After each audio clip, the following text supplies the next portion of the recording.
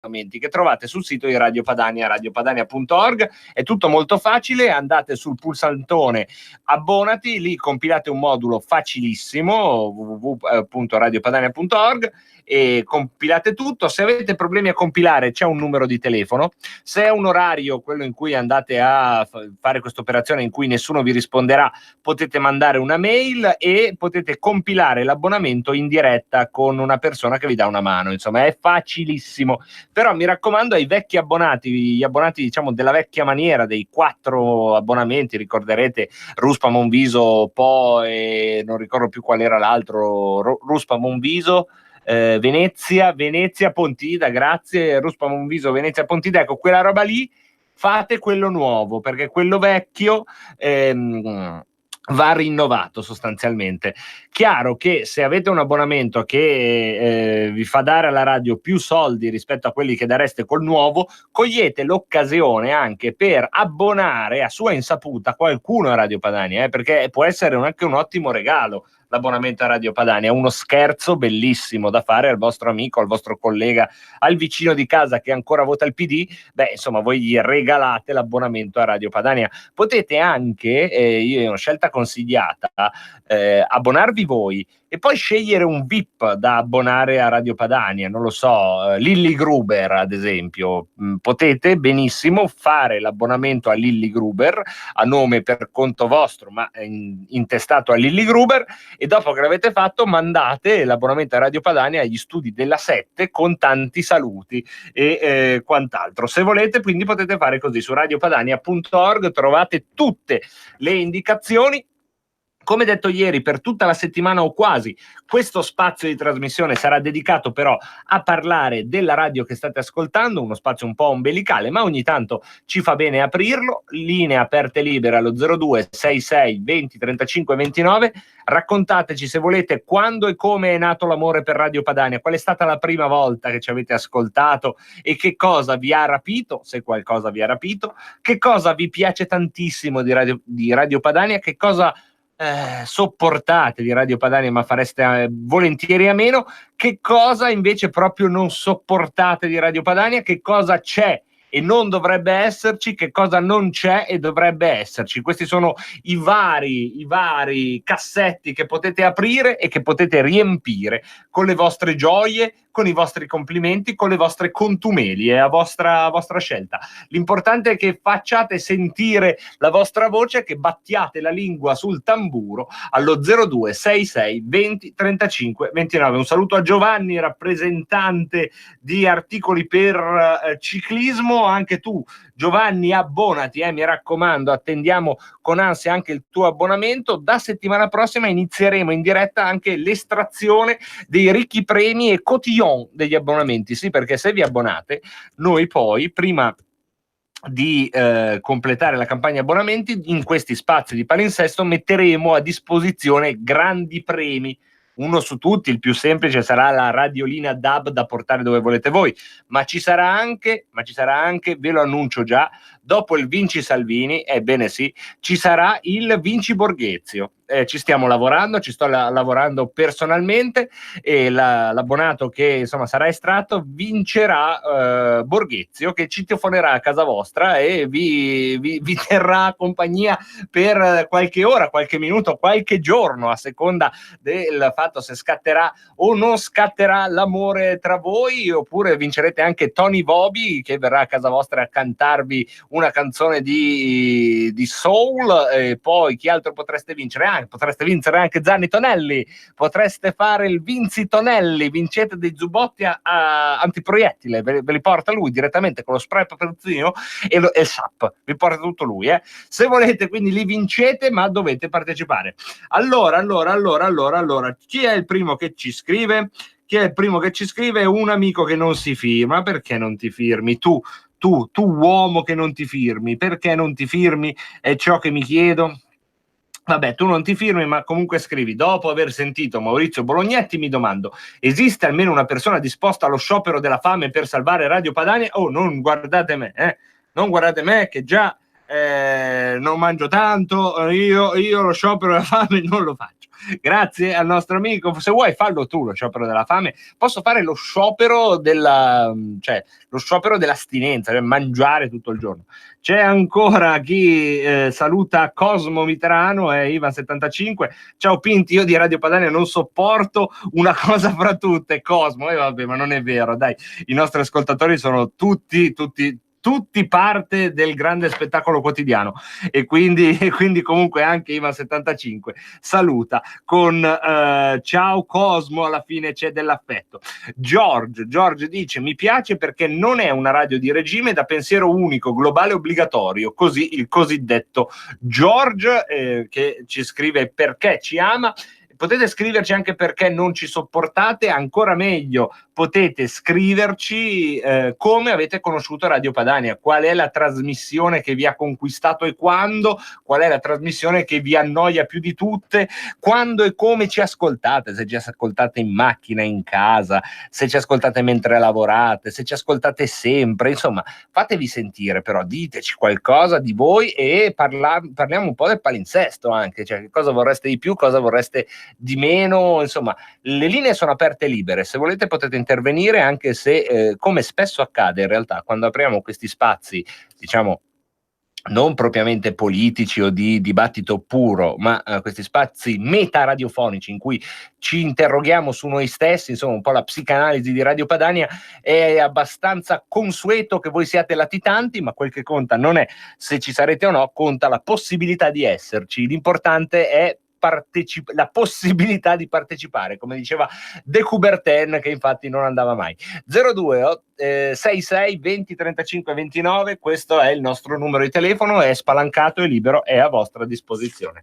Mentre se volete potete anche scriverci WhatsApp ed SMS al 346 64 277 56. Io intanto ne approfitto per dirvi due robe. Allora, come ci si abbona, un po' ve l'ho già detto, è tutta una roba di internet, andate su radiopadania.org, radiopadania.org, te la chi, come dicono a Calcutta, abbonati e tu ti abboni e poi si apre una schermata tutta blu, abbonati a Radio Padania, ti spiegano come si fa, come non si fa, devi cliccare qui, se devi ancora registrarti clicca qui, tu clicchi, ti si apre un modulino, questo modulino devi mettere il tuo nome e il tuo cognome, poi inventarti diciamo un nome utente che può essere il tuo nome proprio di battesimo, va bene, la password e poi l'indirizzo mail. E ancora l'ultima cosa utile da inserire è il numero di telefono, dovete inserircelo mettendo prima, mi raccomando, il prefisso italiano se siete dall'Italia, quindi più 39, questa è la possibilità. Resta ferma anche la possibilità di farci donazioni anarchiche con il conto corrente postale 3767 1294, anche questa è una assoluta possibilità, fortemente sempre consigliata a ognuno di voi. Ma se non ho internet? Ebbene sì, sto parlando proprio con voi, quelli che stanno dicendo ma se non ho internet io come faccio? Come faccio se non ho internet? Se non ho internet io vado a prendere il telefono ce l'hai, giusto? E faccio questo numero di telefono qua. Vi do tempo di prendere la carta e la penna per prendere nota. Il numero di telefono per abbonarsi è questo qua. Allora, lo 02 66 23 41. Ve lo ripeto, 02 66 23 41. In questo modo qua voi telefonate in orari di uffici e anche senza avere internet vi daranno tutte le indicazioni per abbonarvi. Vi consiglio di telefonare al mattino se potete, se no comunque in orari internet, sì, buonanotte, in orari di ufficio. Se invece non potete per mille ragioni, volete concordare meglio eccetera, e avete però il computer, potete fare sempre abbonamento@radiopadania.net. Vedete voi come vi trovate meglio. Intanto salutiamo Marco da Milano. Mi piacerebbe che tu ti scatenassi lungo e largo con tutto quello che puoi e che non mi sembra metti all'opera totalmente. Va bene, grazie Marco da Milano, che insomma mi invita a lasciarmi andare ancora di più a suo e vostro rischio e pericolo. Giuliano Citterio, per RPL sì, per Radio Radicale nemmeno un caffè, perché ha ciucciato 200 milioni in 10 anni per produrre la Bonino. Vabbè, ognuno poi sostiene la sua brava radio e fa il tifo per le altre. Poi abbiamo l'Anonymous, il primo programma di RPL che ho sentito una decina di anni fa era il punto politico di Pellegrini, e tuttavia non ho ceduto alla paura della belva, ma ho continuato ad ascoltarvi anche se l'amore è scattato con il divino Cainarca. E beh, è giusto così, è giusto così. Se pensi di ferirmi, caro Anonymous, ci riesci benissimo. George, iniziato anni fa quando ascoltavo il punto politico della sera, prima su YouTube e al mattino alle 6 del mattino prima di andare al lavoro, quindi anche qui abbiamo tutti ascolti portati dal buon Pellegrin.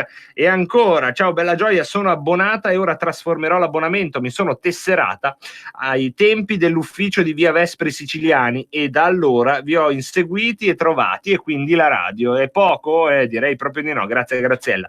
Ancora c'è chi ci scrive della Usquarna di Valmadrera a Lecco, dove 80 persone hanno perso il lavoro e sono in presidio da 15 giorni senza stipendio. Immagino ci stiano sentendo da lì, e insomma noi li salutiamo grazie a questo ascoltatore che ci fa sapere. È chiaro che adesso che ci hai portato lì in mezzo a quel presidio ci sentiamo un po' a disagio a chiedere l'abbonamento a Radio Padania, ma ovviamente come potete immaginare anche questa nostra realtà ha bisogno di purtroppo volgari denari per andare avanti. E qual è infatti il senso di questa campagna degli abbonamenti? Il senso della campagna degli abbonamenti è ovviamente quella di finanziarci per prima cosa, e secondo punto è quella di avere una base certificata di persone che sono sostenitori della nostra radio, che ci permetta di far entrare nelle nostre magrissime sostanze anche magari qualche sponsor che possa trovare appetibile la nostra offerta. Si sa e risaputo che abbiamo un pubblico molto affezionato, allo stesso tempo è purtroppo necessario anche produrre dei dati da questo punto di vista. Già li possiamo produrre, lo dicevamo nella puntata di ieri, perché Radio Padania ogni giorno colpisce per l'entità dei contatti, ad esempio su internet, ogni giorno si raggiunge il massimo dei contatti possibili.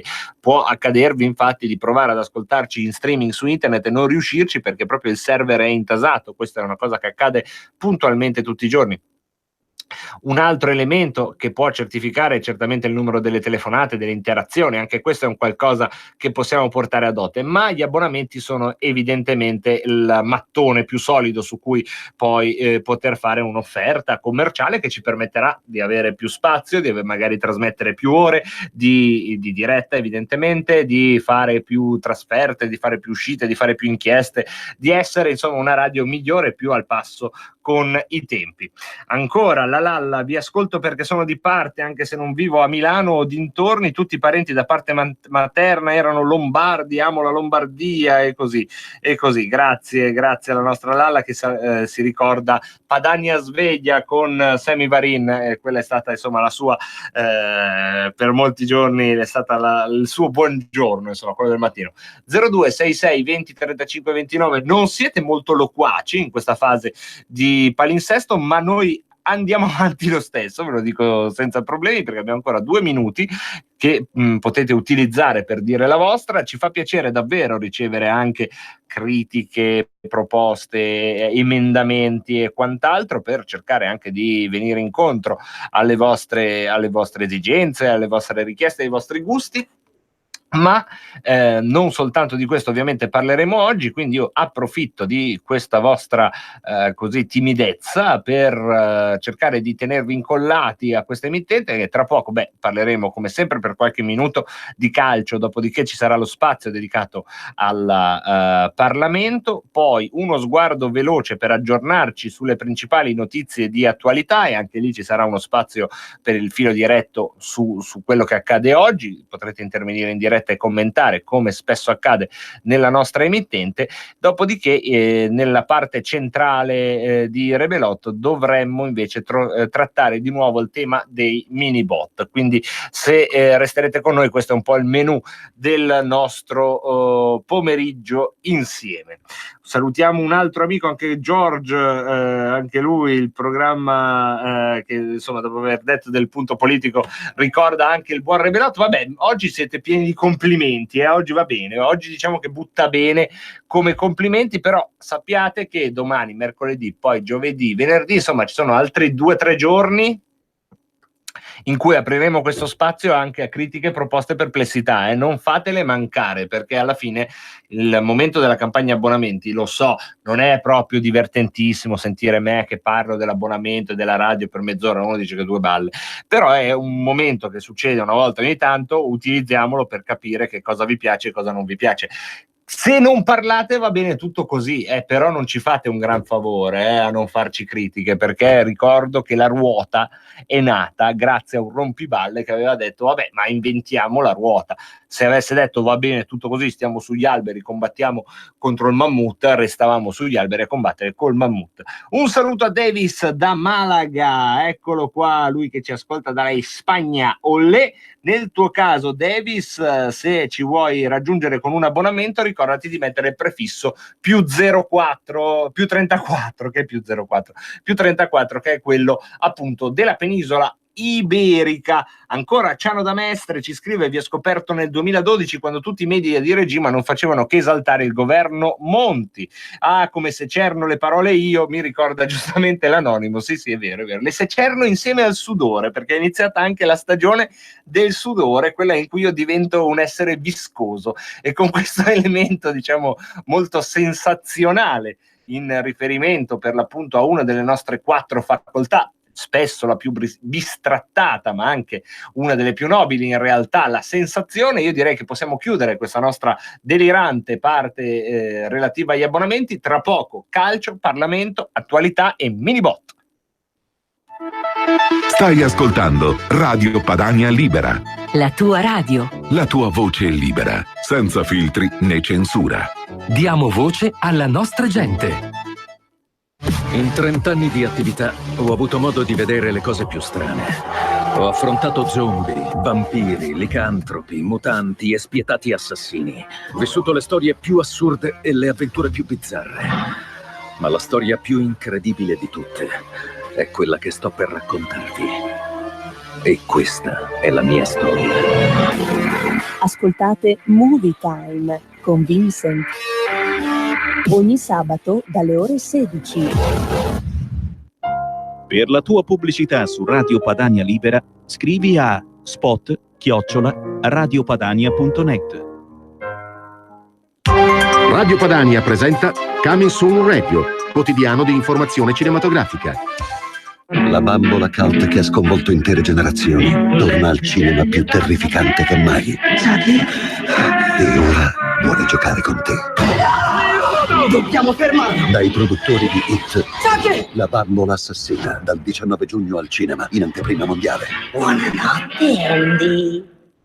Un professore fuori dagli schemi. D'ora in poi faremo le cose in modo decisamente diverso. Se qualcuno vende marijuana, può passare da me durante l'orario d'ufficio? Il candidato all'Oscar, Johnny Depp, mi ha fatto l'occhio nero. Ha rimorchiato la cameriera in meno di un minuto. Un film acclamato dalla critica. Voi avete un'occasione, fate la vostra. Arrivederci professori, dal 20 giugno al cinema.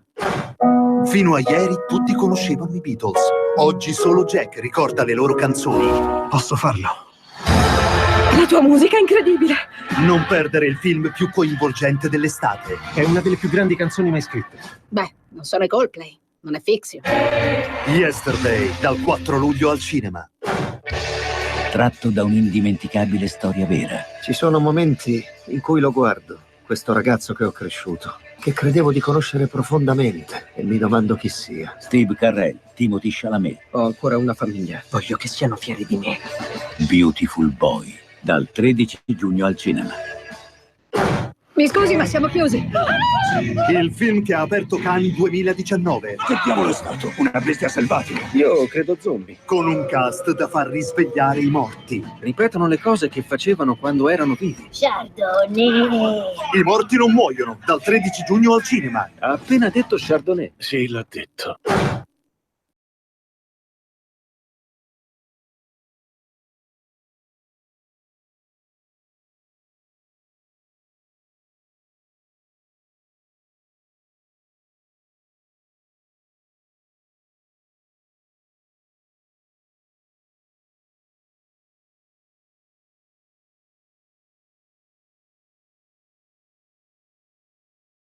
La Svezia è passata in vantaggio grazie al gol di Nils Lido, ma il Brasile non demorde e con la sua giovanissima stella Edson Arantes do Nascimento riparte. È proprio lui in mezzo a 3 uomini, il tunnel è solo davanti al portiere.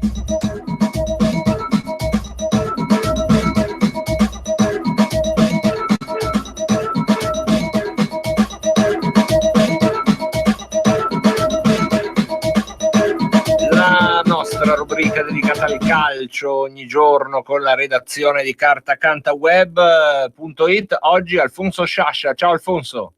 Ciao ragazzi, buona giornata.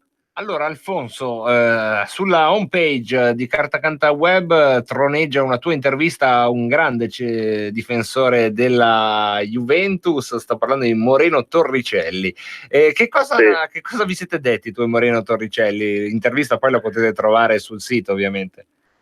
Ma è stata un'intervista con, come hai detto tu, una leggenda, un'icona del passato, e abbiamo parlato un po' della situazione Juve, perché lui è stato un famoso terzino della Juve oltre che della Fiorentina. Abbiamo parlato di questa situazione Sarri, che comunque vuoi o non vuoi sta facendo parlare, perché la Juve non ha ancora ufficializzato l'allenatore. Da una società come la Juve, come mi ha detto Torricelli, ci si aspetta altro, quindi lui personalmente vede questa situazione come se la Juve non fosse convinta al 100% della scelta dell'allenatore. Ovviamente è solo un'ipotesi, perché comunque siamo abituati a tempi molto più stretti e se non si sceglie l'allenatore non si può andare a vedere il mercato, e siamo stati abituati a situazioni diverse in casa Agnelli, diciamo. Poi abbiamo parlato anche dei terzini. Lui vede la situazione terzini in Italia non molto limpida, però ha dato un suo gradimento a un giocatore del Milan che è Andrea Conti, è un giocatore che gli piace, nonostante abbia avuto, come voi sapete, 2 infortuni gravi. È un giocatore che lo ispira particolarmente. Poi l'abbiamo anche avuto in trasmissione ieri a Cartacante, abbiamo parlato sempre della situazione di Juve e un po' del mercato. Comunque è stata una piacevole intervista.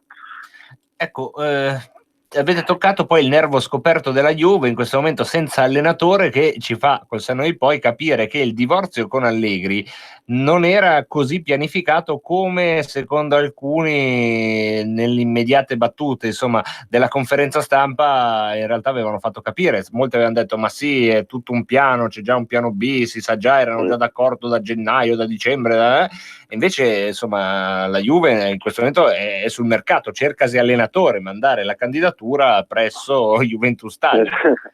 Esatto, nel senso che non era poi certo l'addio di Allegri, come hai detto tu, perché dopo appunto l'eliminazione dalla Champions c'è stata una conferma da parte della società, e lo stesso Allegri era intenzionato a rimanere. Poi ci sono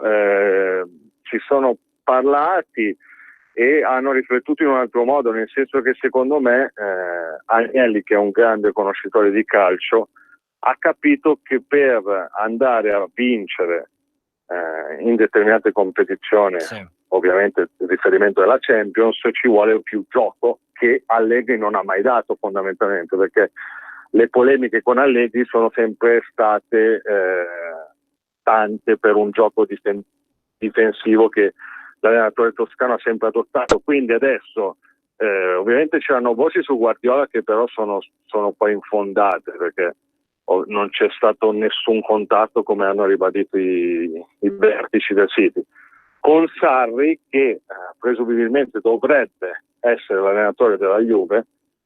Si andrà a cercare una manovra di gioco più fluida con dei giocatori che però ancora non si sa bene chi saranno nel futuro. Si parla di Pogba per andare a migliorare un centrocampo che vede già Ramsey come nuova pedina, però sicuramente anche in difesa bisogna rinfrescare un po' le idee. Ecco, qual è l'identikit, se non vogliamo giocare ai nomi, per un allenatore quindi che abbia queste caratteristiche, che possa davvero puntare a quella Champions League che per la Juve sta diventando una chimera? Ma sicuramente per una squadra come la Juve, che ha aggiunto alla sua squadra un campione come Cristiano Ronaldo, sicuramente un allenatore deve essere un bravo gestore, perché non è facile avere a che fare con dei campioni di questo genere.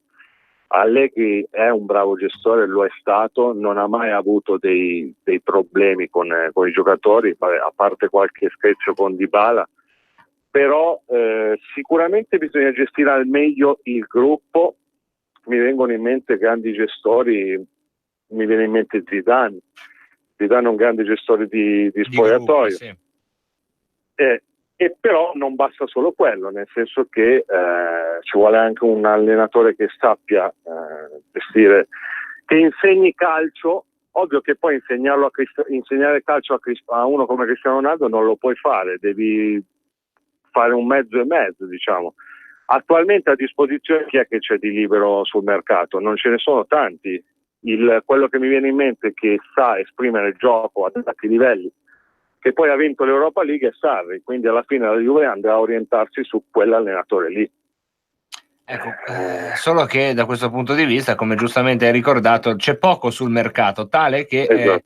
Insomma è una grande incognita la Juventus, ed è strano perché è la squadra che da 8 anni vince il campionato consecutivamente, insomma, quindi è molto molto strana come cosa, è inedita, no? Di solito chi vince 8 scudetti di fila ha all'imbarazzo della scelta nel scegliere il suo allenatore, e soprattutto non ha giocatori scontenti, giocatori di talento scontenti, perché quando vinci sempre in teoria va tutto bene. E invece chiudiamo con questa: Dybala sembra intenzionato ad andarsene, ed è un grande fuoriclasse. Dybala ancora giovanissimo, peraltro. Dybala è ancora giovanissimo, è un fuoriclasse, in nazionale non ha mai espresso appieno il suo valore, ma sappiamo anche perché comunque Messi ha sempre tolto spazio anche agli altri a livello di visibilità, ma anche il suo compagno Icardi soffre della stessa patologia, tra virgolette. Dybala è un campione che sicuramente con l'arrivo di Cristiano Ronaldo un po' è stato penalizzato, perché lui è un ragazzo che vuole essere al centro del progetto, al centro del gioco. Chissà se l'approdo del nuovo allenatore potrà valorizzarlo in qualche modo, e c'è anche questa ipotesi, se ne parla di un possibile scambio con Icardi, con l'Inter. Ne andrebbero a giovare tutte e due le squadre in teoria, però poi bisogna anche vedere se la Juve è pronta a privarsi di questo giocatore che è giovanissimo e il valore non si discute assolutamente. Quindi l'obiettivo del nuovo allenatore della Juve sarà valorizzare Dybala e cercare di trattenerlo. E quindi vedremo se si riuscirà. Insomma, il futuro, anche il futuro prossimo, ci racconterà questa storia, e noi ve la racconteremo con la redazione di Carta Canta Web. Grazie ancora ad Alfonso Sciascia. Grazie a voi, buona serata. Grazie mille ad Alfonso. Noi passiamo alla seconda rubrica della nostra trasmissione, quella rituale. Sto parlando del Qui Parlamento, oggi con Claudio Borghi Aquilini. Qui Parlamento. Ha chiesto di intervenire il deputato Borghi, prego. Ringrazio, onorevole Presidente, onorevole Ministro. Io ho ascoltato con attenzione la sua relazione e condivido i punti. Vale a dire, qui tendenzialmente siamo sotto accusa per una situazione di debito relativa al 2018, che quindi è bene ricordare a tutti relativa ad altro, a gente che ha gestito il paese prima di noi, perché la posizione debitoria del 2018 è totalmente ascrivibile, nel caso qualcuno dubitasse, ai governi precedenti, perché la legge di bilancio che governava, la prima legge di bilancio che noi abbiamo varato, è quella che si fa a far data dal 1° gennaio 2019. Quindi il punto di partenza di questa procedura di infrazione è che abbiamo un livello di debito alto che si è accumulato nei tempi dei governi precedenti. Benissimo. Dall'altra parte poi le giustificazioni che noi portiamo per quello che invece si sta facendo. Quello che invece si sta facendo, e io sono stato veramente colpito, Ministro, a sentire lo 0,07. Cioè a un certo punto noi diciamo che ci sono dobbiamo giustificarci perché ci sono delle manovre dove si discosta sullo 0,07 del PIL. Questa cosa mi fa venire in mente un concetto che dovrebbe essere alla base del tipo di negoziazione che noi facciamo, vale a dire, c'è buona fede nei nostri interlocutori oppure no? Perché la procedura di debito è una procedura senza precedenti. Non c'è stato fino adesso un paese che è stato messo sotto procedura sanzionatoria per il debito. Ora, basta prendere qualche numero, senza andare a cercare negli anfratti o nelle segrete cose. La Spagna in 3 anni è passata dal 35% del debito pubblico al 100%. Quindi stiamo parlando di un debito che è cresciuto di quasi 3 volte. La stessa Italia, seguendo i consigli dell'Europa, quindi di quegli stessi, dove noi adesso andiamo a spiegare che effettivamente le misure che abbiamo messo in atto con la finanziaria di quest'anno costano di meno, ma l'avevamo sempre detto, gli avevamo detto subito all'inizio che per questioni tecniche sia reddito di cittadinanza e quota 100 erano ottimisticamente finanziate, quindi non è che andiamo a dirgli cose nuove, già lo sanno, lo sapevano, gliel'abbiamo detto. Bene, l'Italia, quando ha seguito le stesse cose proposte da quegli stessi dove noi adesso andiamo a chiedere che comprendano questo 0,07% di differenza, dal 2011 al 2014, in presenza di forte crescita dell'economia mondiale, è passata dal debito dal 116,5 al 131,8, Cioè 15 punti percentuali, non 0,07. Il debito pubblico italiano, i governi erano Monti, sinistra e cose di questo tipo, è salito di 15,3 punti percentuali in rapporto al PIL. E non è che c'era la crisi, perché adesso c'è un rallentamento dell'economia mondiale. In questi anni invece stava crescendo. Colleghi, deputato Marattini. In quegli anni invece c'era una discreta ripresa, tranne l'anno del 2011. Ora, abbiamo un paese come l'Irlanda che un anno ha fatto il 32% di deficit. Cioè, vorrei che fosse tutto in proporzione. Ora, in presenza di questi numeri, il fatto che ci venga addebitata una procedura senza precedenti, perché noi siamo asseritamente fuori dello 0, qualcosa da qualche parte, mi fa sinceramente dubitare della buona fede del nostro interlocutore. Quindi io questo le chiedo, Ministro, accerti prima che ci sia la buona fede dei nostri interlocutori, perché se non c'è la buona fede dei nostri interlocutori, a quel punto evidentemente bisogna attuare un altro tipo di approccio. Io devo dire solo una cosa. Porti con lei un messaggio forte che è arrivato dagli italiani alle ultime elezioni. Non abbiamo intenzione di mettere nuove tasse perché sono le più alte d'Europa, non perché ne paghiamo pochi o perché siamo lazzaroni, perché le nostre tasse sono le più alte d'Europa e sono le più alte effettivamente pagate. Quindi no nuove tasse, no manovre correttive, perché come le ripeto e come lei ha giustamente evidenziato, stiamo parlando tutti piccoli decimali che erano già stati spiegati e sono risparmi che in questo momento effettivamente noi già abbiamo in legge di bilancio.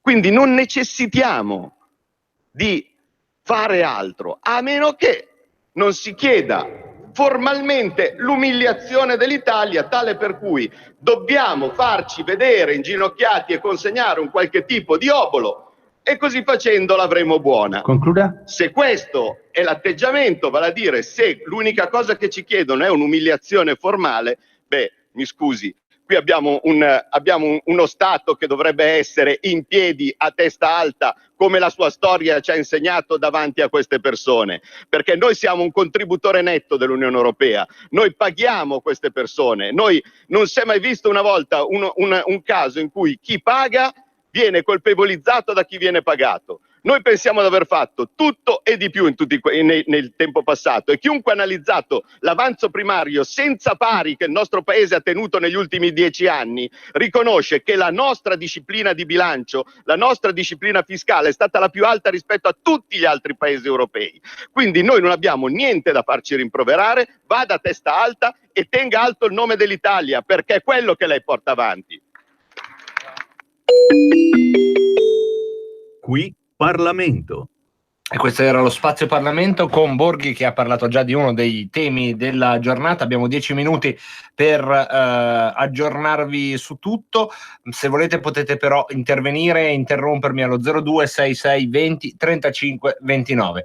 Una veloce carrellata delle principali notizie. Partiamo con la ricostruzione di quello che poteva essere il più terribile attentato, io credo, nella storia europea, perché un autobus pieno di bambini a cui viene dato fuoco sarebbe stato il più grande trauma di questo paese, e ci è andata bene che possiamo parlarne col senno del poi, anche grazie all'intelligenza, alla prontezza, all'eroismo, se questa parola si può usare senza retorica, dei ragazzini che erano a bordo. Oggi il PM ha iniziato la sua ricostruzione dei fatti e sostanzialmente sì, è acclarato che Sai, lo ricorderete, Ossenius Sai, l'autista di quell'autobus, voleva fare una strage, la voleva fare nella pista dell'aeroporto di Linate e la voleva fare per condizionare le politiche del governo sul tema delle migrazioni, e l'intento era di condizionare i pubblici poteri in relazione alle politiche in materia di accoglimento degli stranieri e di intimidire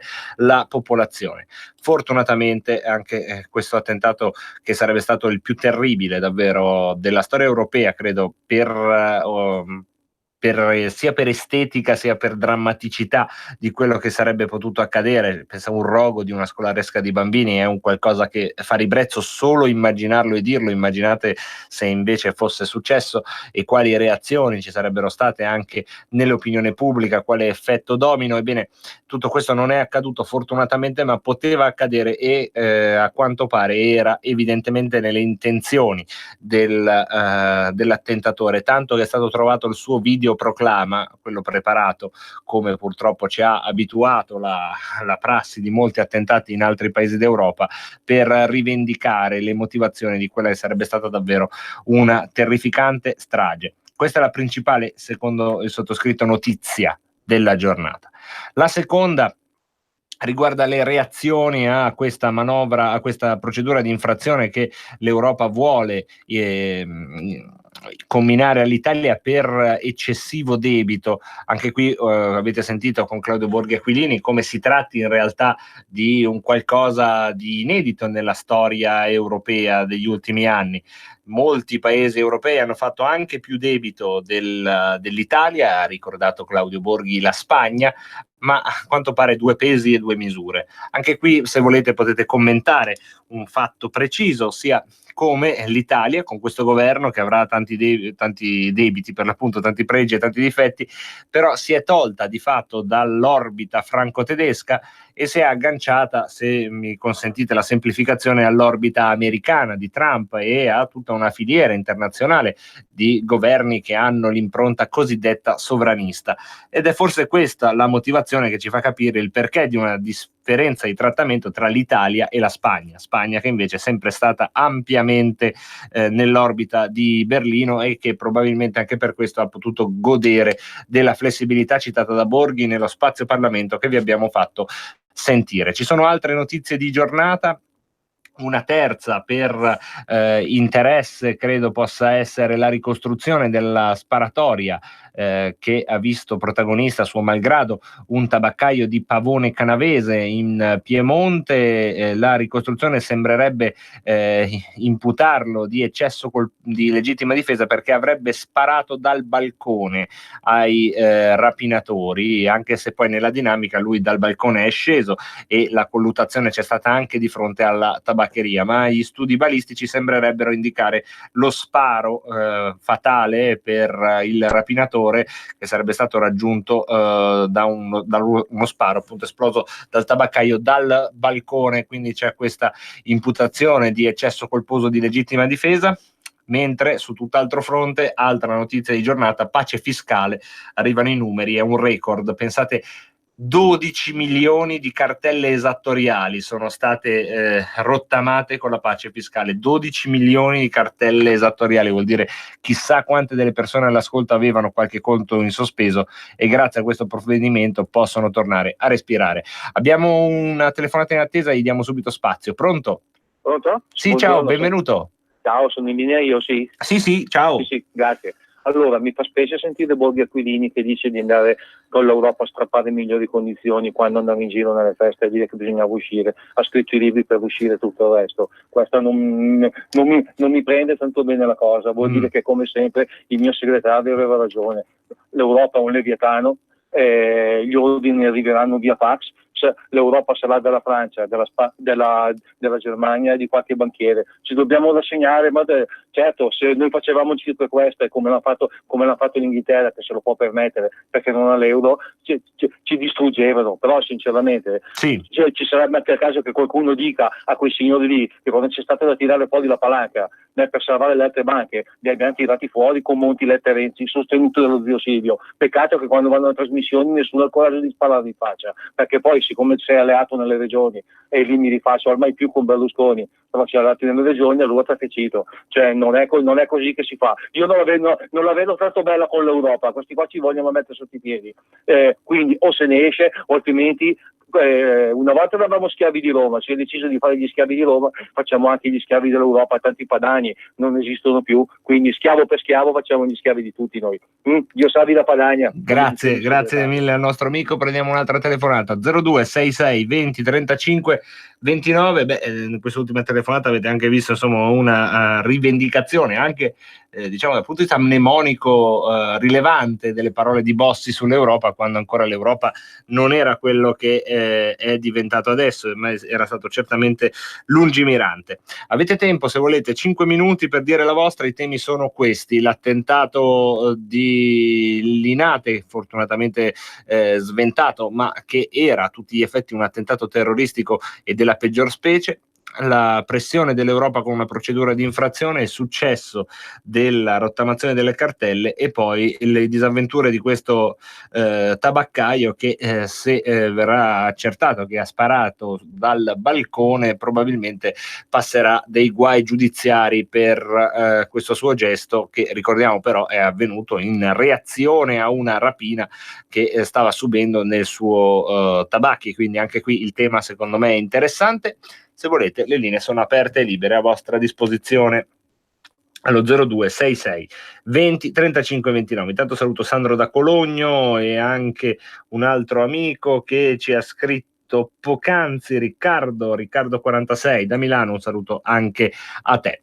0266 20 35 29. Se avete un'opinione sulla punta della lingua potete approfittarne per dircela e avete ancora tutto il tempo. Ovviamente deve essere un'opinione già pronta, ecco, perché in 3 minuti si riesce solo a trasmettere quelle, non riusciamo a darvi tempo di formarvela e portarcela. Tra poco poi, se tutto va come deve andare, entreremo nel merito di uno dei temi di questa settimana, uno dei temi che in realtà a Radio Padania non sono una grande novità, ma che stanno entrando, come spesso accade, a temi che abbiamo lanciato qui nel dibattito pubblico. Stiamo parlando dei mini bot, tra poco ne parleremo, se tutto va come deve andare, con Fabio Dragoni, ma prima prendiamo una telefonata. Pronto? Sì. Ciao Mazda Crema. Ciao, eccoti Max.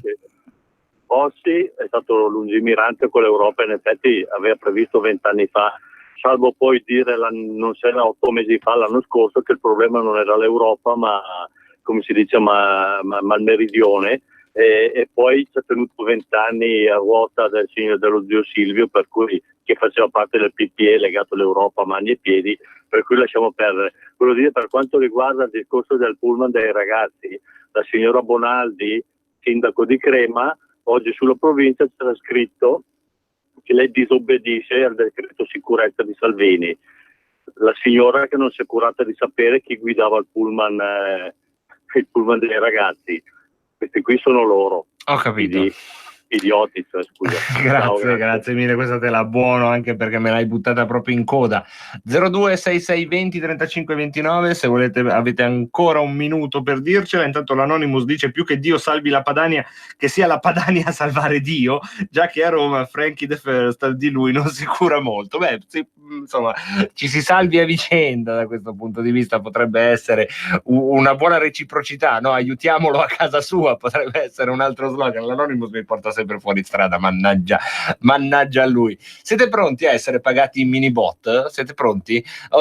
Noi non accettiamo abbonamenti in mini bot al momento, cioè li dovete dare in euro, poi noi nel caso vi ripagheremo in piccoli radiopadani, in RPLini, se vorrete. Potremo fare anche beh, in effetti è un po' una moneta, lo chiederemo a Dragoni tra poco, se l'abbonamento a Radio Padania è un mini bot. Pronto? Pronto, buonasera Pinti. Ciao, eccoti. Mi chiamo Egidio, ho acceso la televisione, la radio da poco. Vai Egidio. Io ho probabilmente sono fuori argomento, ti avevo già chiamato una decina di giorni fa. Io mi domando perché nessuno, allora la radio è un bel mezzo importante, però che fanno la differenza siete voi giornalisti. Per esempio Giulio Cainacca con il giornalista di Radio Radicale hanno un collegamento tutte le mattine, è una battaglia che portano avanti. Sì. Avete questa importanza della parola, di portare avanti dei temi. Io vedo non c'è nessun giornalista, eppure le fonti sono tante, anche di vari governi, io ti avevo già avvisato.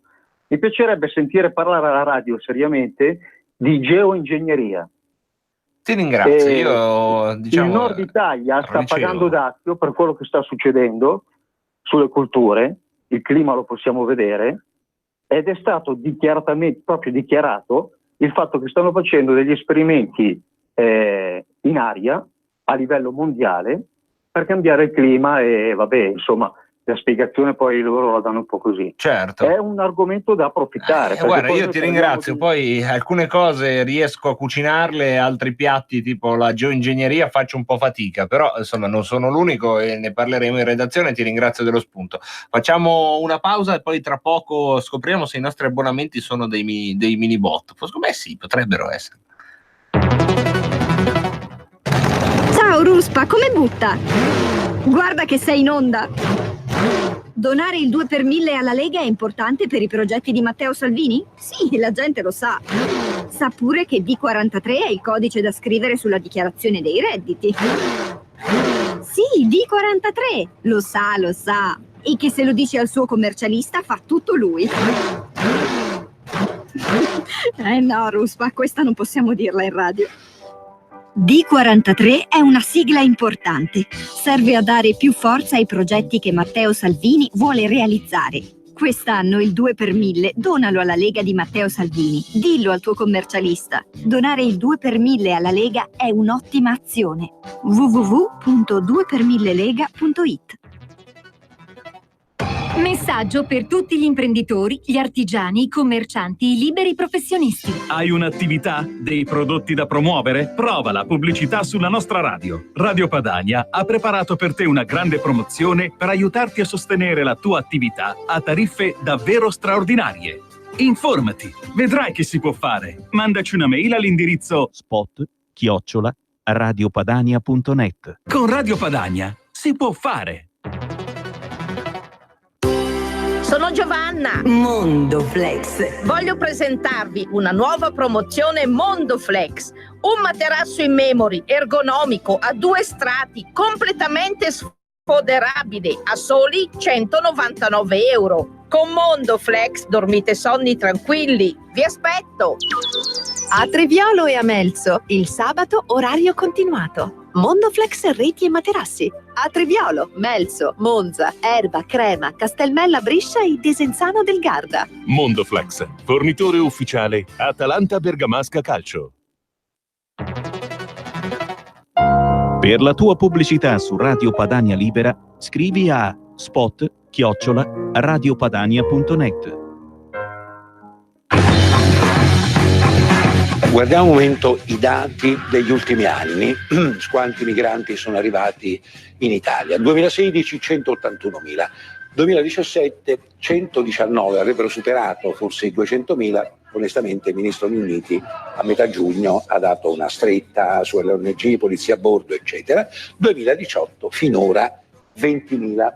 Noi abbiamo fatto mese per mese per fare un parallelo migliore con l'anno scorso. Allora, giugno 2017 23.000, soprattutto prima del 20, dell'intervento di Minniti, diciamo. Giugno di quest'anno 3.000. Luglio, ecco, questo è il primo parallelo omogeneo, 11.400 contro 1.969. Agosto 3.920 l'anno scorso, 2.521. Settembre sono risaliti 6.282 l'anno scorso contro i 242 di quest'anno, che ti sono aggiornati a ieri. Allora vi abbiamo chiesto con i nostri sondaggi. Sono 40.000 in meno, sì. A occhio. Sì. Quindi vuol dire che volere è potere. Ci dicevano non si può fare niente, non si può fare. Volere è potere.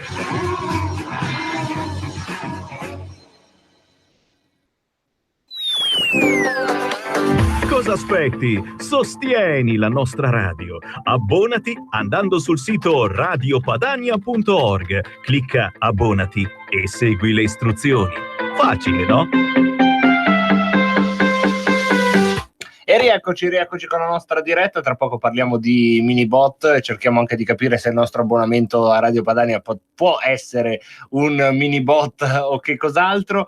Tra poco lo faremo con una delle voci che immagino vi faccia più piacere sentire, anche perché è uno, io credo, dei migliori divulgatori di questo genere di informazioni. Sono in molti a capirci, in pochi a permetterci di capire. Fabio Dragoni è uno di loro. Vediamo se dall'altra parte del vetro ci siamo ancora. No, c'è qualche problema di linea, però tra poco lo dovremmo per l'appunto avere. Parleremo con lui della procedura di infrazione per debito, di Minibot, insomma di tutte quelle che sono le questioni in questo momento sul tavolo dell'economia.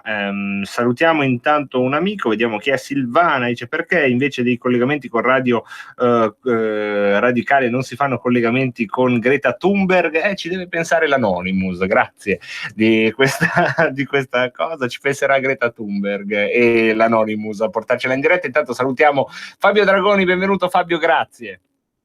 Grazie a voi, buonasera. Allora, prima di tutto Fabio ti devo fare una domanda essenziale per noi a Radio Padania. Noi stiamo facendo la campagna abbonamenti, quindi le persone in cambio di euro ricevono un talloncino che è un abbonamento. È un Minibot? Ma diciamo che vale molto più di un Minibot, perché insomma l'abbonamento a Radio Padania è l'abbonamento alla libertà, e quindi diciamo che vale molto di più. Ok, è una moneta complementare, diciamo. Sì, è troppo poco chiamarla moneta, libertà vera. Ho capito, grazie Fabio. Intanto allora iniziamo subito. Se ci spieghi brevemente cosa sono questi Minibot. Lo so che qui l'abbiamo spiegato 1000 volte, ma c'è sempre la possibilità che in questi giorni qualcuno si colleghi perché sa appunto che questa è la cucina da dove sono nati, e quindi riprendiamo dall'inizio il filo di questo strumento che sta gettando nello sconcerto un sacco di persone. Un sacco di persone in tutta Europa, non solo in Italia. Sì, esatto. No, come ben sanno, hai detto benissimo, gli ascoltatori di Radio Padania, i Minibot sono titoli di Stato in forma cartacea, di piccolo taglio, possono avere valore 1 euro, 5 euro, 10, 20, 50, 100, 200, 500, forma e colori più o meno simili a quelli di una banconota, quindi la forma sì, i colori dipende, sostanzialmente. I minibot certificano l'esistenza di un credito, cioè lo Stato nel momento in cui ti dà un minibot ti dice tu hai un credito nei miei confronti di tot, di 10 euro, 20 euro, 50 euro, e puoi utilizzare questi minibot per il pagamento delle imposte. E nel momento in cui questi minibot sono utilizzabili per il pagamento delle imposte, scopriremo tutti come per magia che i minibot circoleranno facilmente. La domanda che uno si fa è: perché emettere i minibot? Perché lo Stato non paga il suo debito che ha verso i contribuenti con dei normalissimi euro? Ma la domanda è più che certo. Allora, esistono due tipi, a grandi linee, diciamo, esistono due grandi tipologie di debito. I debiti che lo Stato ha nei confronti dei fornitori, lasciamo perdere i debiti, il famoso debito pubblico, quello debito rappresentato da titoli, quello diamo per scontato che tutti sappiano cosa sia, non sia, anche perché. Allora, lo Stato può avere un debito verso un fornitore e pagarlo in ritardo. Ecco, e questo è un problema, diciamo, sostanzialmente. Questo fornitore, che può essere un'impresa, un professionista, magari un credito IVA, quanti di voi che fanno impresa, quanti dei nostri ascoltatori che fanno impresa magari hanno dei crediti IVA piuttosto consistenti che riescono a smobilizzare con molta fatica. Ecco, diciamo, qualora questi soggetti fossero pagati con i minibot sarebbe già un sollievo. Io ieri ero in trasmissione su Rai 3 alla Godà e mi confrontavo con Marco Gai, che è il presidente ha un ruolo in Confindustria, non mi ricordo quale, una delle varie tante Confindustrie. Ok. E anche io portavo la mia esperienza di imprenditore. E io dicevo: guarda, io ho un credito nei confronti dello Stato che ha un'anzianità di circa 15-18 mesi, pago imposte e contributi che sono 4 volte quel credito. Cioè, a me, se lo Stato avesse pagato un bot 15 mesi fa, io l'avrei accettato di corsa, anche perché avrei potuto compensare imposte. E questo è un tema. Però riconosco le obiezioni di chi dice: vabbè, ma io ho un tipo di attività che riscuoto i miei crediti a 30 giorni, a 60 giorni, tutto sommato, io lo capisco. Quindi diciamo, in quel caso i minibot possono non essere la risposta più idonea. Però ci sono invece tanti altri tipi di crediti dove i minibot sono la risposta migliore, la risposta più idonea. Pensate ad esempio ai crediti d'imposta, no? Cioè, caso classico, chi ristruttura casa usufruisce e gode di un credito d'imposta, mi sembra pari al 50% di quello che ha speso, e ne usufruisce per 10 anni. Che vuol dire? Banalizzo: spendo 100.000 euro per ristrutturare casa, ho la possibilità di usufruire di un credito d'imposta di 50.000 euro, cioè nei prossimi 10 anni io potrò, ogni volta che vado a pagare le tasse, scalare 5.000 euro, il che non è una cattiva cosa. Soltanto ci sono due problemi. Primo, questo credito io lo usufruirò soltanto in futuro. Averlo in futuro piuttosto che ora, capirete che c'è una certa differenza, no? Secondo, io devo avere delle imposte da pagare. Se per caso le cose mi vanno male e non dichiaro reddito, non dichiarando imposte, non posso neanche usufruire di quel credito. Cioè, non è che lo Stato mi dice: guarda, siccome non mi paghi imposte, sai che c'è, ti do i soldi io. No, lo perdi quel credito. Ora, essendo che questo governo, credo l'abbiamo capito tutti, abbia come punto cruciale, diciamo, punto di caduta, di svolta, l'introduzione della tassa piatta, della flat tax, la flat tax si configura come un sistema semplicissimo. Cioè, prendo il reddito, deduzioni, siete in 4 in famiglia, fate 50.000 euro di reddito, siete in 4 in famiglia, 3.000 euro per ciascun familiare sono 12.000 euro, togliamo 12.000 euro, su 38.000 euro ci paghi il 15% di imposte. E chiusa lì. Ed è una cosa molto bella, perché sostanzialmente si riduce il carico fiscale, si semplifica la vita del contribuente, E non sto a tediarvi oltre, questo sistema banale della deduzione per ogni componente del nucleo familiare consente comunque al sistema di essere progressivo.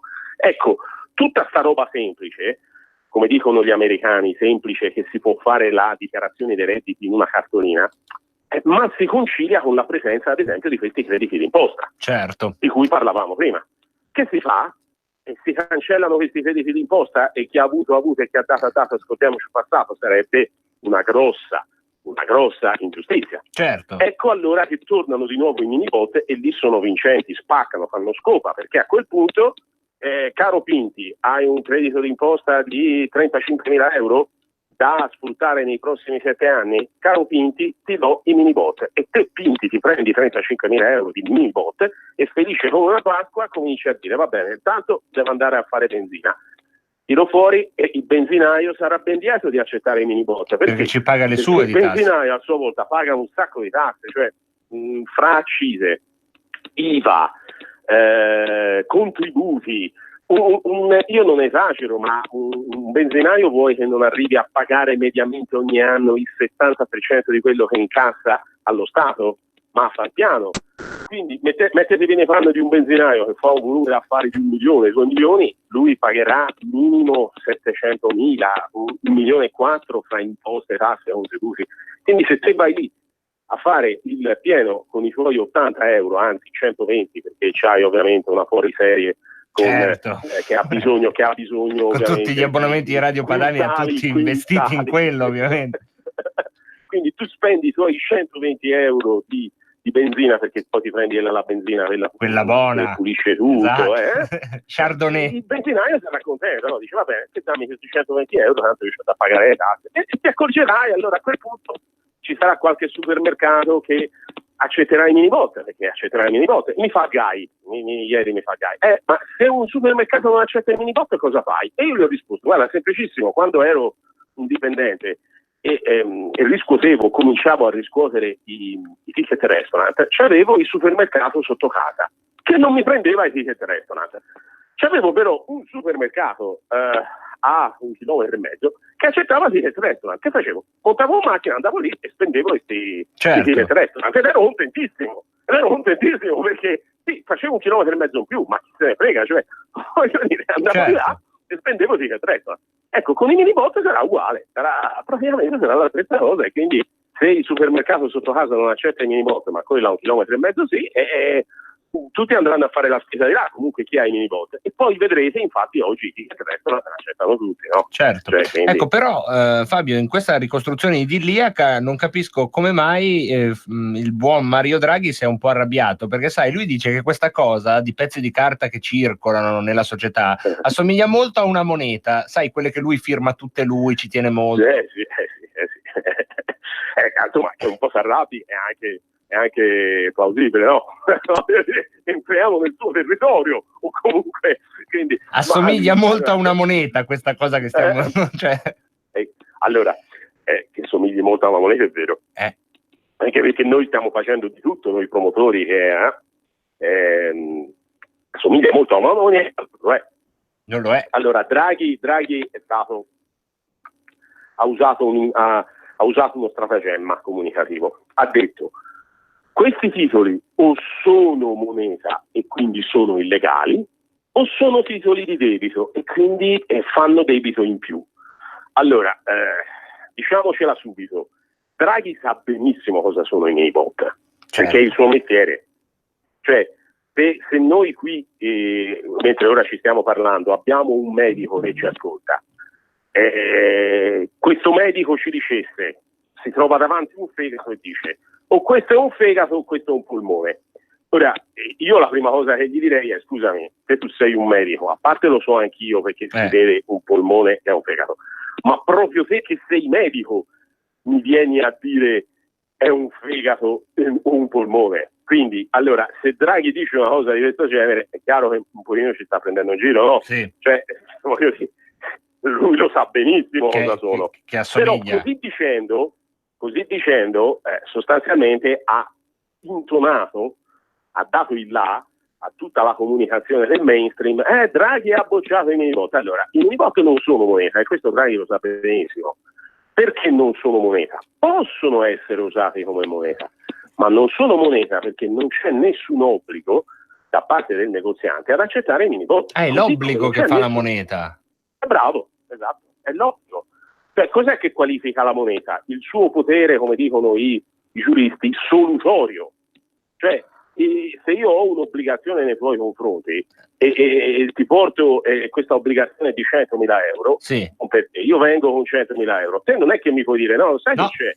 Io 100.000 euro non li voglio, ti voglio vedere danzare nudo in mezzo alla strada con la pioggia. Sì, sì, sì. Cioè, io ti do 100.000 euro, punto. Magari accetterei anche di danzare. Sì, Però, io accetto al posto del debitore, accetto subito.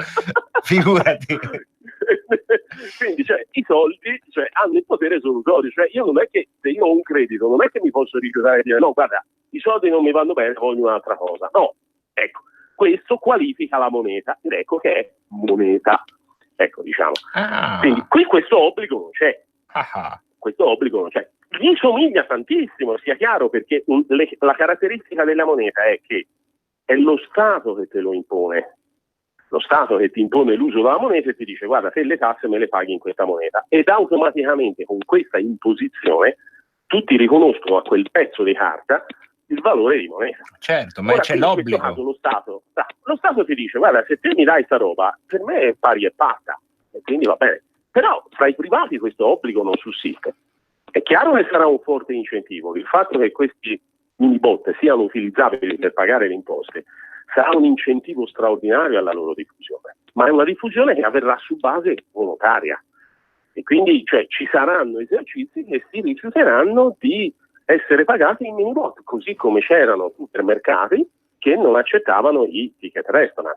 Quindi è l'obbligo che fa la moneta. Quanto al debito, anche qui Draghi bleffa un po', perché è vero che emettendo i mini bot aumenta il mio debito rappresentato da titoli, mio come Stato, però mi scompare un altro tipo di debito, che è il debito nei confronti del fornitore che avrei dovuto pagare con gli euro normali. Certo. Quindi, se io vado in banca e accendo una linea di credito per pagare l'imbianchino che mi ha ristrutturato casa, non è che il mio debito raddoppia. Risolvo il mio rapporto con l'imbianchino, l'ho pagato, ho un debito con la banca, ma non è che ho un debito con la banca e con l'imbianchino. Certo, uno dei due viene pagato, certo, se no non avrebbe senso, esatto. Allora c'è il furbetto di turno e dice lo so, però aumenta il debito rappresentato da titoli, che è l'unico debito che l'Europa tiene di conto. Perché, capite, no? L'Europa è quella roba talmente intelligente che se lo Stato smettesse dall'oggi al domani di pagare infermieri, medici, smettesse di pagare, Eurostat non se ne accorge e anzi quello meglio, non è debito. Anzi meglio. No. Esatto. L'Eurostat non se ne accorge e quindi non è debito, capito? Ma chi ha da avere quei soldi, secondo me, se ne accorge, no? Quindi ecco perché diciamo, e comunque sia, se anche quei fornitori venissero pagati anziché con i mini bot con degli euro, comunque il debito aumenterebbe. Lo Stato per prendersi quegli euro deve emettere dei titoli di Stato e poi con i soldi pagare i fornitori. Uno potrebbe dire ma lo Stato può averci in cassa quei soldi e si ritorna lì. Il debito si considera al netto della liquidità. Se io uso la liquidità, il debito netto mi aumenta. Quindi l'unico modo per non far aumentare il debito conteggiato in Europa, secondo questi geni, sarebbe quello di non pagare la gente. Non è che mi sembra una cosa particolarmente intelligente, no? Fabio, abbiamo qualche minuto, io ti voglio portare su un tema caro, diciamo, alla parte più apocalittica del nostro pubblico, ed è questo. C'è chi dice, facendo un paragone con quello che è successo nel 2015 con la Grecia, e dice questo: se la Grecia avesse avuto in circolo i mini bot non avrebbero potuto ricattarla come l'hanno ricattata. C'è anche questa valenza, ossia se c'è in circolo un secondo titolo che comunque diventa popolare, la gente lo maneggia, ci compra il pane, è vero che c'è meno forza nel ricatto finanziario, oppure insomma sono legittime così tendenze, legittime fantasie dei più apocalittici? No, è la verità.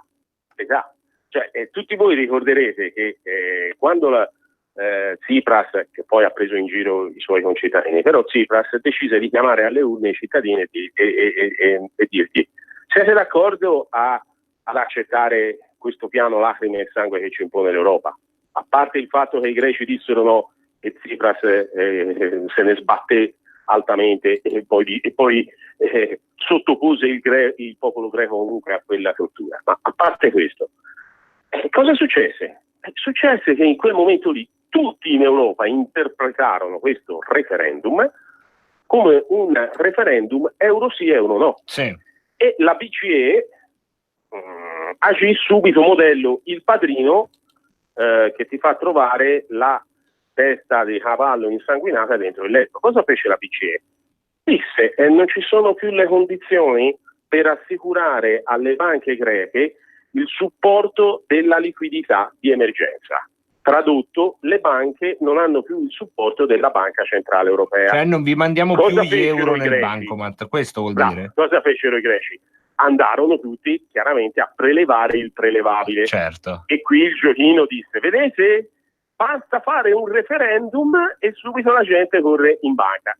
Ti credo bene, se noi abbiamo soldi in banca, qualcuno ci dice guarda domani la banca fallisce, ci corriamo tutti, no? Cioè, senti, che infatti la banca centrale serve proprio a questo, ad evitare questo problema. È un'invenzione ormai che si perde nei secoli.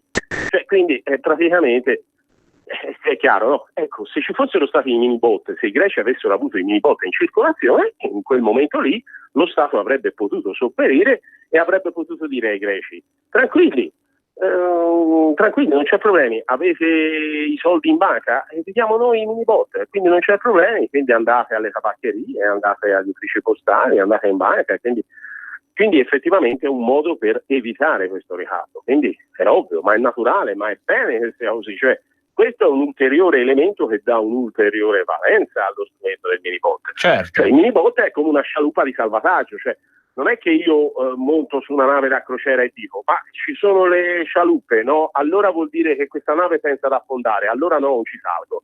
Invece in quella nave non ci sono scialuppe, vuol dire che loro non pensano ad affondare e quindi io ci salgo. Cioè non è che si ragiona così, no? Certo. Però si capisce anche un certo nervosismo, no? Perché se non si può più usare l'opzione ma greca... del resto, bravo, esatto. Ma del resto è questo tema è stato magnificamente inquadrato da attenti osservatori e anche dal Financial Times, che non sono organi di stampa propriamente euroscettici. Un editorialista come Munkau ha detto chiaramente, ma guardate che finché l'Italia decide di emettere titoli del debito pubblico in formato cartaceo senza obbligare la gente ad usarli come moneta, l'Unione Europea non può farci nulla. E vi dirò di più, dice Munkau, sono uno strumento straordinario per resistere dentro l'euro.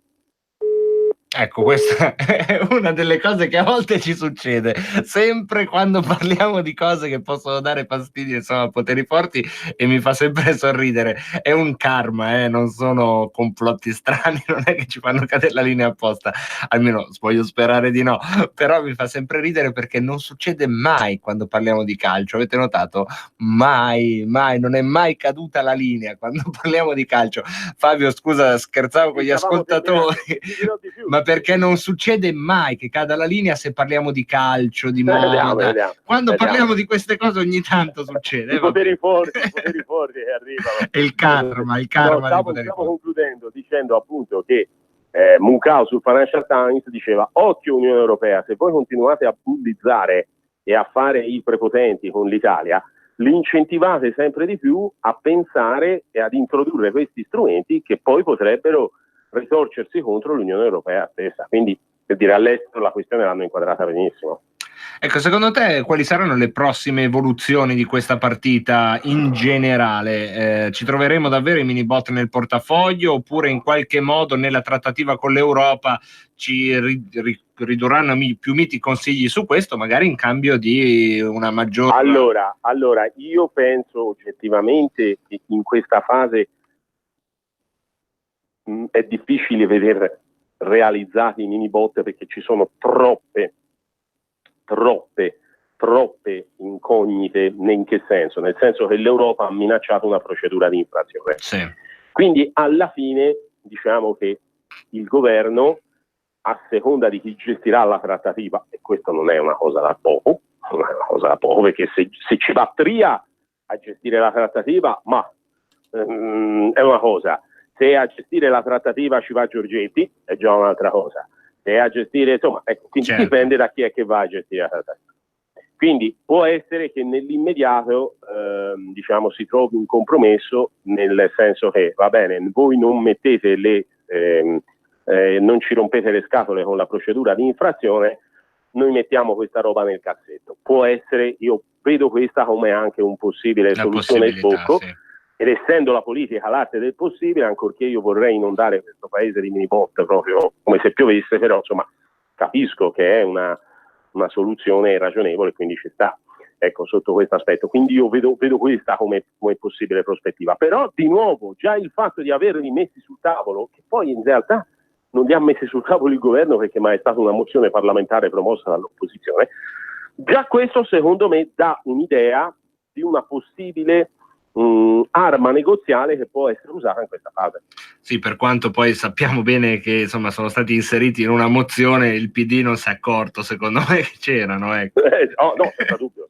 Ecco, diciamo che non si sono accorti, è stata una beffa parlamentare. No, certo. Quindi immaginatevi quante cose ci hanno votato, ci hanno fatto ingollare, impazzate e non se ne erano accorti. Senti Fabio, tu sei un grande protagonista della nostra rassegna stampa, quando scrivi qualcosa, ci sarà qualcosa domani, stai lavorando a qualcosa?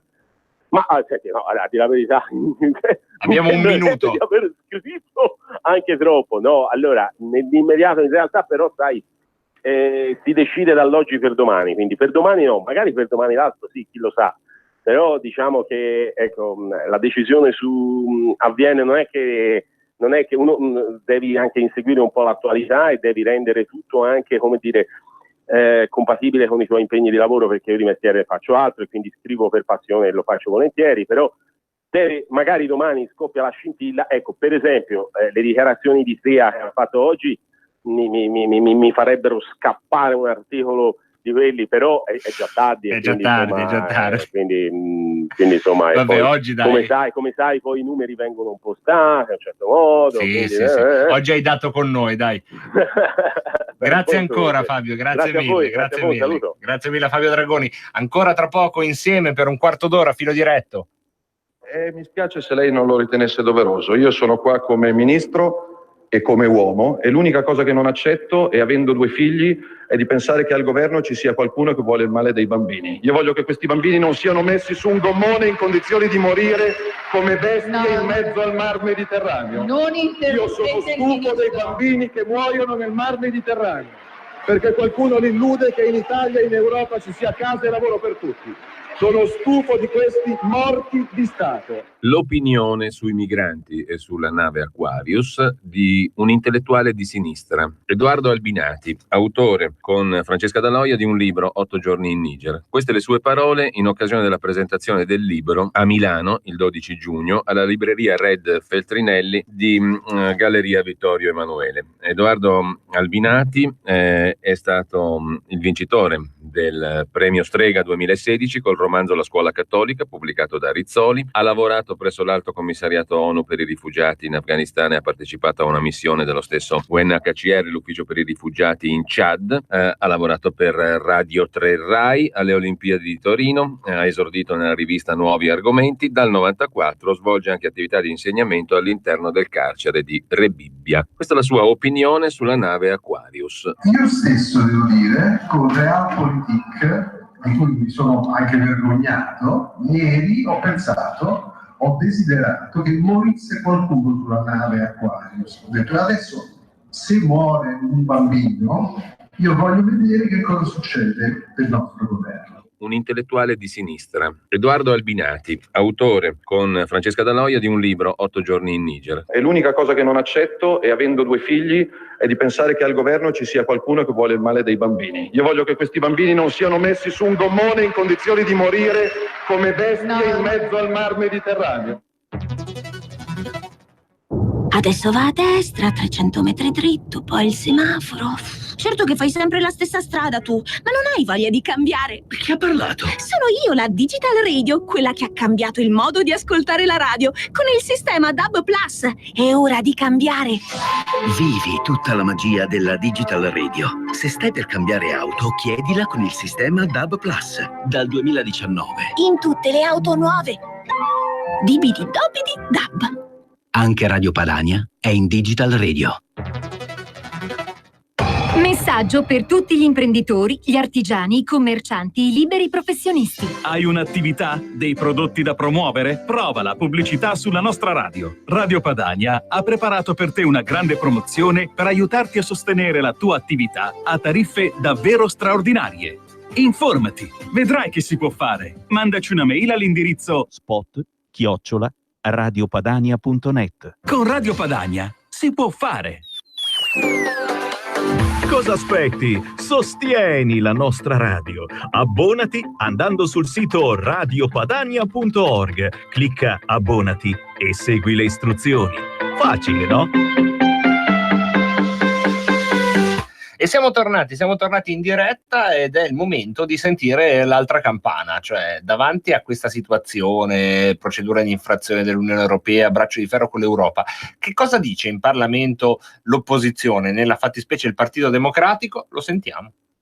Anche perché mi sarebbe veramente difficile rivolgermi ai colleghi che mi hanno preceduto, rivolgermi a qualcuno che afferma che l'aumento del debito pubblico in rapporto al PIL dal governo Monti in poi non è dovuto al denominatore, al PIL, perché non c'era crisi. Questo durante la crisi economica. Luigi Marattini del Partito Democratico. La Repubblica Italiana abbia mai avuto in tempo di pace. Io a persone del genere, anche se siedono in quest'aula, non ho nulla da dire. Lei invece, signor Ministro, che è una persona seria, lei lo sa. Lei sa che questo governo non può continuare a fare due parti in commedia. Lei ci è venuto a dire che non si spenderanno i risparmi di reddito di cittadinanza e quota 100. I due vice premier continuano a dire che quei risparmi saranno spese in politiche per la famiglia. Lei ci è venuto a dire che nel 2020 il rapporto deficit-PIL scenderà di altri 3 decimali, sono circa 6 miliardi di euro. I suoi due vice premier ci dicono che nel 2020 spenderemo decine di miliardi per la flat tax. Lei ci è venuto a dire che l'aumento dell'IVA, non so perché guardasse da questa parte, non è una clausola, ma è legge dello Stato, e ha presentato qui un DEF che prevede che l'IVA aumenti dal 1 gennaio 2020. I suoi due vice premier continuano a giurare e spergiurare che non ci sarà mai aumento dell'IVA. Lei è venuto qui a dirci che dobbiamo normalizzare le condizioni del nostro debito pubblico. I suoi due vice premier continuano da anni a dire che del debito pubblico in fondo non ce ne dovrebbe fregare nulla, perché tutto quello che è desiderabile è possibile. Si possono prendere a prestito i soldi all'infinito e quando non si possono più prendere a prestito si possono stampare. Questo è quello che le dicono i due vice premier. Lei ci deve spiegare a quale governo noi stiamo guardando, se al suo o a quello dei due vice premier. Lei lo sa, signor Ministro, che la colpa della procedura di infrazione è interamente di questo governo, perché la procedura di infrazione è fatta giudicando la dinamica triennale futura dei nostri conti pubblici, e la dinamica triennale futura di tutte le variabili di finanza pubblica peggiora da quando siete arrivati voi. Eccola la differenza con la procedura che non è stata aperta nel 2017. E lei dimentica, lei dice sì, ma nel 2018 la crescita è diminuita, ma lei, signor Ministro, dimentica che la crescita è diminuita nella seconda metà del 2018. Ungaro. Ha fatto Ungaro, poveretto. No, una foto.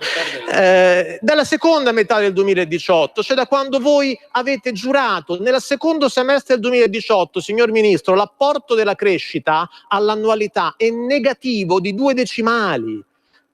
Lei, signor Ministro, lo sa che la situazione economica italiana è fragile e rischia di diventare grave all'improvviso. Quando gli stati vanno in guai seri non lo fanno mai con troppo preavviso. Noi stiamo andando incontro a un'estate, in estate gli scambi sono più rarefatti, quindi bastano piccoli movimenti del mercato per far peggiorare la situazione economico-finanziaria dei nostri conti pubblici e di converso dei nostri istituti bancari. In un paese in cui 9 euro su 10 di credito alle imprese passano attraverso il settore bancario, se ricominciamo ad avere problemi seri sul settore bancario va a carte 48 il paese in meno tempo di quello che è necessario a molti suoi colleghi per comprendere quello che sta accadendo. Già sulla scadenza quinquennale ci finanziamo a costi più alti della Grecia e questo è un segnale orribile che ogni persona responsabile dovrebbe tener conto, al di là delle nostre appartenenze partitiche. Lei, signor Ministro, lo sa che il divario di crescita con l'Unione Europea che questo Paese ha da 30 anni, a testimonianza di quanto siano profondi i problemi che questo Paese ha, ma questo divario di crescita sta aumentando, non sta diminuendo. Lei, signor Ministro, sa, anche se ce l'è venuto qui a dire che ripartiremo grazie agli investimenti, che Banca Italia settimana scorsa ci ha ricordato che gli investimenti stanno diminuendo anche nel 2019. La spesa in conto capitale pubblica e privata, nonostante le vostre misure, sta diminuendo. Quindi come fa la crescita nel 2019 a trarre giovamento da una spesa in investimenti che sta diminuendo? Ecco, questo sta un po' entrando nel tecnico. Io volevo riuscire, adesso vediamo se riesco a tornare a un punto del suo discorso. Mi lo lasci in audio, per favore, Roby? Questo no, 5 Stelle. Lei, signor Ministro... Aspetta, Questo è Borghi. Perché c'è un... Vorrei... Vabbè, c'è stato un pezzo bello, secondo me, in cui lui ha detto in modo spregiativo una cosa che io ho pensato, io da leghista, ho pensato, ah sì, è esattamente così.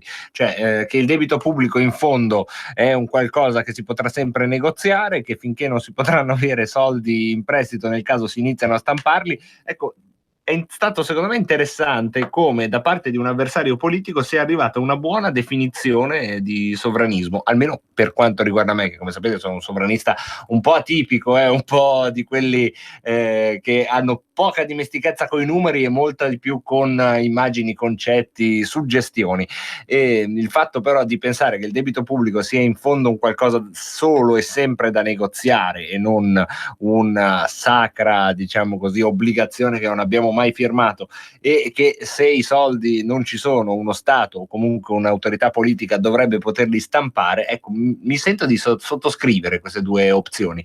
Abbiamo 10 minuti circa per le vostre ulteriori telefonate, un supplemento di filo diretto, potete approfittarne allo 0266 20 35 29. Un saluto intanto a Maria che si chiede se i minibot potranno funzionare anche per i fornitori esteri. Beh, non credo nell'immediato, però se poi una cosa circola su base volontaria può funzionare anche ovviamente sul mercato estero, perché no, a patto che la triangolazione sia poi sempre con l'Italia. Mi sembra però che tu stai guardando già un po' troppo lontano per una cosa che forse non riusciremo mai ad avere nel nostro portafoglio. Abbiamo già una prima telefonata intanto. Pronto? Sì, io purtroppo forse andrò fuori tema, mi dovete Ma perdonare. è sempre tuo diritto su Radio Padania, benvenuto. No, fuori tema sono il tuo in scuola, no?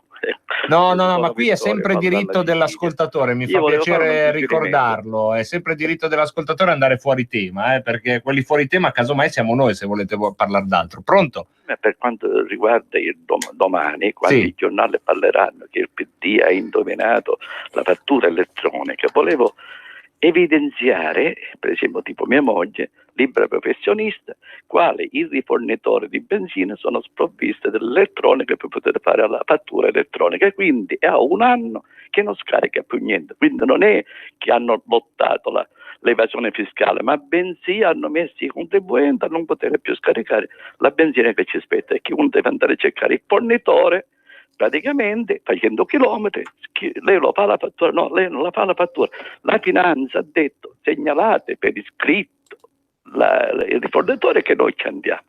Questo era per dire, per non fare dire che il PD ha indovinato questo discorso. Per quanto riguarda invece l'ultima cosa, i miei assegni, avete visualizzato, una volta abbiamo parlato dell'oro, sì.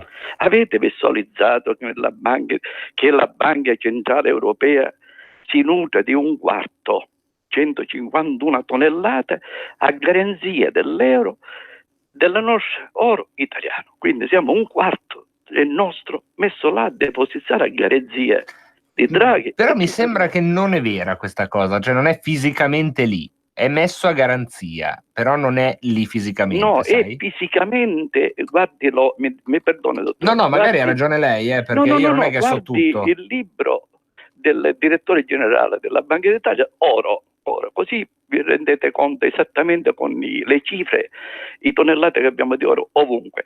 Però dentro la Banca d'Italia attualmente noi abbiamo pure 1,5 tonnellate, di cui 700 kg sono le monete dal 1700, quindi 1800, di oro, quando una moneta d'oro, un gallabetto di 100 lire, sono un'oncia d'oro. Quindi c'è una zecca. Non possiamo vendere piano piano le monete a valore numismatico, perché le persone di tutto il mondo l'apprezzano, li comprano. E noi ci facciamo cominciamo. una ricchezza spendibile. Grazie al nostro amico dalla Sicilia. Prendiamo un'altra telefonata. Pronto? Pronto? Sì, ciao, benvenuto. Oh, ciao carissimo. Allora, ascolta un po'. Sì. Ti avevo provato ieri che c'era Semivarin con un avvocato, però poi è venuto fuori un giro di parole che è andato a finire male. Ma adesso allora, speriamo che vada a finire bene, allora. stai certo che va a finire bene. Meno perché male. sei molto arguto. Allora, grazie. Ascolta, si parlava di minibot, sì, no? Ieri. Allora, il minibot sarebbe semplicemente quello che pagherebbe i debiti dello Stato ai suoi fornitori. Sì, inizierebbe Ok? così, esatto. Perfetto. E io le ho detto a questo avvocato, Giuseppe, non mi ricordo più il cognome. Vabbè. E vabbè. Detto questo, allora io ho provato a fare il discorso inverso. Adesso cerca di capire per 5 secondi. Vai. Se io, cittadino italiano, come noi tutti, no? La media stabile dice che abbiamo 38.000 euro di debiti sul groppone, più o meno, più o meno.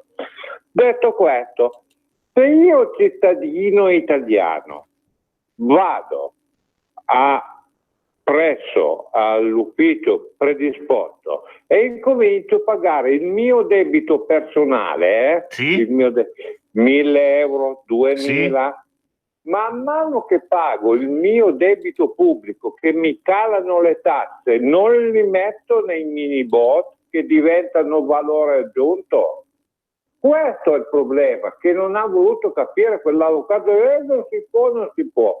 Ma chi l'ha detto? Ma se io cittadino, mettiamo che guadagno 15.000, 20.000, non lo so, all'anno, dico, bene, te ne do 3.000 all'anno e tu mi detassi per quei 3.000 e quindi quelli vanno nei bot.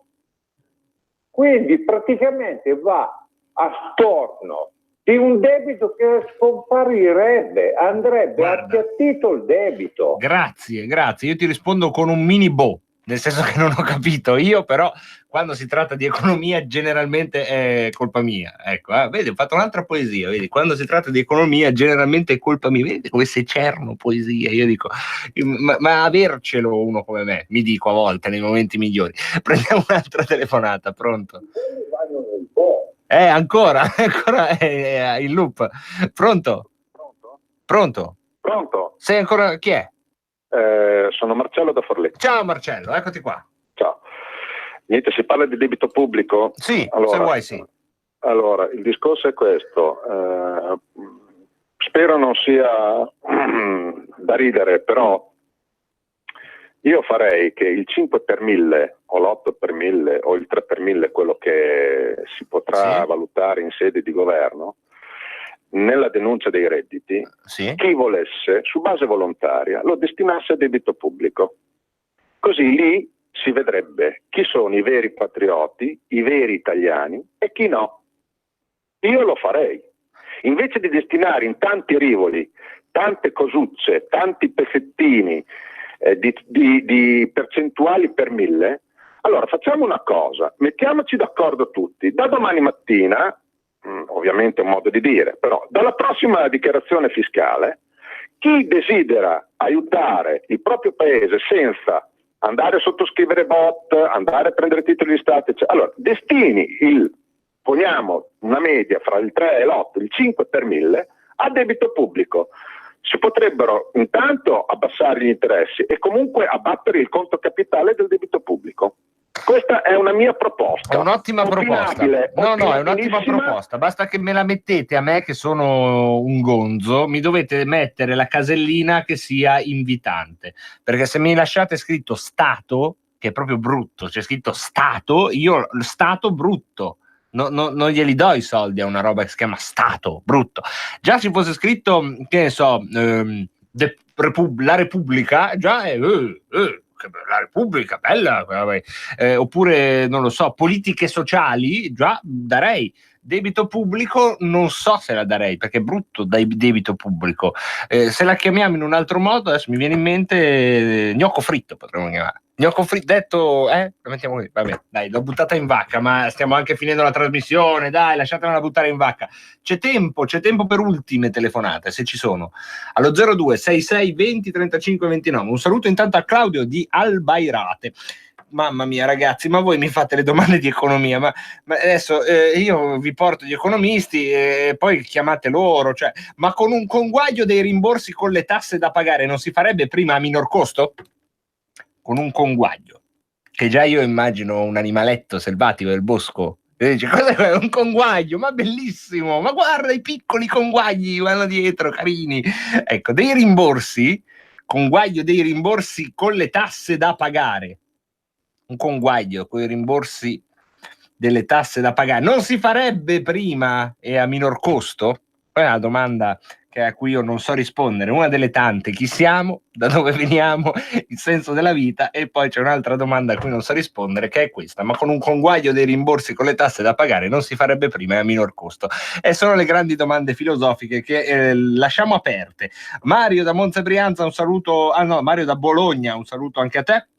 E ancora abbiamo Claudio che dice: non so se sia possibile, ma l'ideale sarebbe che lo Stato si convenzionasse con certe catene di distribuzione di prodotti di largo uso affinché queste ultime accettino i mini bot in pagamento. Questa l'ho capita, così insomma assomiglierebbe molto a una moneta. Secondo me Mario Draghi si arrabbia moltissimo, però è una buona idea.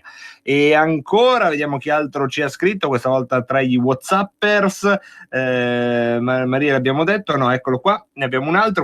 Mamma mia, Fabio, tecnico da Trieste. Ma a me le chiedi le cose, io ho ristrutturato casa, scrive Fabio, tecnico da Trieste. Non ho potuto scalare nulla dalle tasse perché guadagno poco. Com'è possibile che guadagna poco e non ha potuto scalare la ristrutturazione?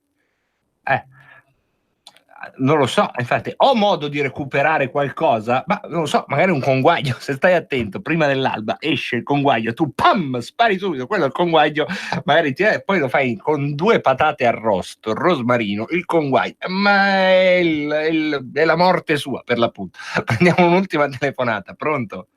Pronto, mi senti? Forte e chiaro. No, buonasera, sono Giuseppe, niente. Ciao Giuseppe. Volevo dire, per pagare questo debito c'è il sistema solo, andare in banca, dicono che col 20% dei soldi che ci sono in banca ti si salva questo debito pubblico. Si fa una piccola taglia, si mette su, non so, un 5 per 1000, un 5%, chi c'è sotto i 100.000 euro, più vai tu, più gliene prendi, e in 4 fai che saldare. Tu dici un massaggio ai conti correnti, tipo quello di Giuliano Amato. Esatto, no, non c'è nient'altro da fare, soltanto che il massaggio ai conti correnti non si va per via di chi sono i primi che non percepiscono quelle cose lì, quelli che comandano sono pieni di soldi. Non puoi toccarci il portafoglio, hai capito? E quindi non c'è altro sistema. Ciao ragazzi. Incredibile, a Radio Padania ho sentito invocare il massaggio ai conti correnti, che è incredibile. Con questa possiamo chiudere. Allora, tra poco che cosa c'è? Balagan, e poi arriva Pierluigi Pellegrin a concludere la nostra serata. Non abbiamo ancora anticipazioni per dire